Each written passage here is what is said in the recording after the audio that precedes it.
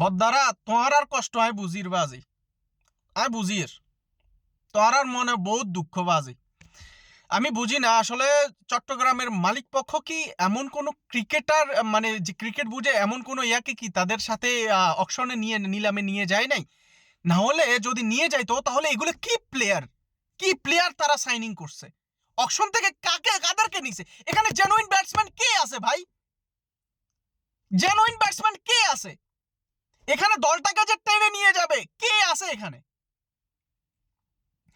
তাদের direct signing player মেহেদী হাসান নিজে পর্যন্ত ফেসবুকে স্ট্যাটাস দিছে আমার ভুল ভুল মানে ডিসিশন তার ভুল ছিল, মানে সে ভুল জায়গায় চলে আসছে, যে যেন ফাইসে গেছে। I don't know Y man, এত টাকা খরচা করলো, নাইম শেখে 1,10,00,000 টাকা দিয়ে নিল, ওকে মানলাম, কিন্তু বাকিগুলো কি নিছে? এগুলা